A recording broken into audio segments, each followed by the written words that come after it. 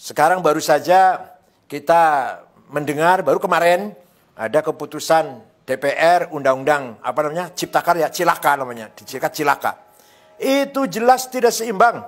Hanya menguntungkan satu kelompok, hanya menguntungkan konglomerat, kapitalis, investor, tapi menindas, menginjak kepentingan atau nasib para buruh, para petani, rakyat kecil. Kita harus punya sikap yang tegas dalam hal ini. Mari kita cari jalan keluar yang elegan, yang seimbang, tawassut. Kepentingan konglomerat ya harus kita jamin, keselamatannya, kepentingannya. Tapi buruh dan rakyat kecil pun harus kita jamin. Yang menyangkut pertanahan, yang menyangkut kedaulatan pangan, yang menyangkut pendidikan. Pendidikan dianggap lembaga, pendidikan dianggap kayak perusahaan, seperti perusahaan. Ini tidak benar. Kita harus melakukan review, harus melakukan minta ditinjau ulang, tapi dengan cara elegan, dengan cara anarkis tidak, dengan cara elegan.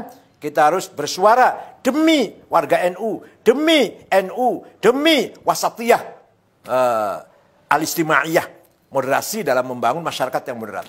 Tidak boleh mengorbankan rakyat kecil. Undang-Undang Dasar 45 yang masih jauh panggang dari api, apa istilahnya gitu ya, jauh panggang dari api, yang masih jauh dari implementasi. Undang-Undang Dasar 45 nomor 33 itu hanya tulisan di atas kertas. Hanya tulisan hitam di atas kertas putih itu. Dicetak berulang-ulang, disebarkan jutaan lembar, jutaan eksemplar. Tapi tidak pernah diimplementasikan. Bahwa kekayaan Indonesia ini kan alam ini untuk seluruh rakyat Indonesia. Apa itu sudah terimplementasi? Sudah terrealisasi? Sama sekali tidak. Sama sekali tidak. Bahkan yang kaya semakin kaya, yang miskin semakin miskin. Apalagi sekarang di era keterbukaan ini semakin bebas, liberal. Yang diikuti oleh sistem liberal kapitalis. Ini semakin betul-betul nasib rakyat kecil, orang kecil semakin tertindas. Kalau lagi pilkada, lagi pileg, lagi pilpres, suaranya dibutuhkan. Rakyat kecil suaranya dibutuhkan. Tapi kalau sudah selesai, ditinggal. Mending kalau hanya ditinggal. Iya kalau ditinggal. Didoni meneh. Diludahin. Mending kalau hanya diludahin. Diinjak lagi. Jadi undang-undang pasal nomor 33, undang 45 pasal 33 itu hanya tulisan di atas kertas. Hanya tulisan di atas kertas.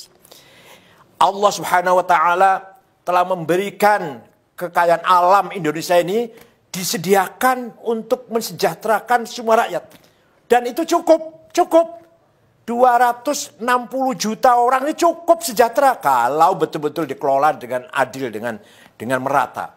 Tambang coba, ada tambang gas, minyak, batu bara, boksit, mening, bahkan emas, bahkan berlian, bahkan nikel, apalagi lithium apa namanya lah, banyak sekali tambang. Cukup untuk mensejahterakan perutnya, mengenyangkan perutnya 200 juta orang. Belum pula kekayaan hutan, belum kekayaan laut yang luar biasa di Indonesia ini. Bukan hanya ikan, tapi juga hal-hal yang berharga yang ada dalam laut kita, harga yang sangat bernilai. Itu semua hanya menguntungkan segelintir orang, menguntungkan segelintir jumlah orang. Bayangkan, katanya, saya ini belum membuktikan, katanya kekayaan orang 4 konglomerat sama dengan 100 juta rakyat. Ya ini kan, kalau ya benar ini, innalillahi wa inna ilaihi raji'un. Coba kita lihat orang kaya orang 50 konglomerat yang kaya ini. Apa ada orang NU? Satu pun tidak ada. Ini berarti kan tidak ada pemerataan sama sekali. Ada, saya juga sering ngomong ini, sudah saya bosan sama ngomong ini. Ada pengusaha yang menguasai 5 juta hektar. Tapi warga NU di desa 1 meter aja, 1 jengkal aja nggak punya. Para petani kita. Ini jelas sekali tidak membangun keseimbangan. Saya tidak anti konglomerat.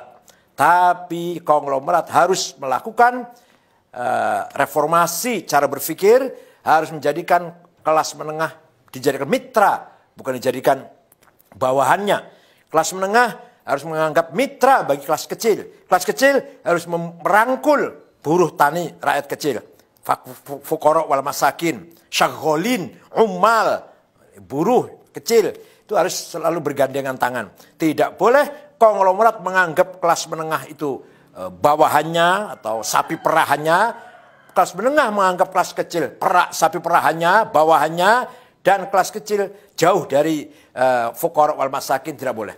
Oleh karena itu sekali lagi saya mengharapkan NU nanti bersikap menyikapi undang-undang yang baru saja diketok kemarin ini dengan kritik, dengan sikap kritis, tapi elegan. Tidak boleh menggunakan cara-cara anarkis, tidak ada gunanya itu.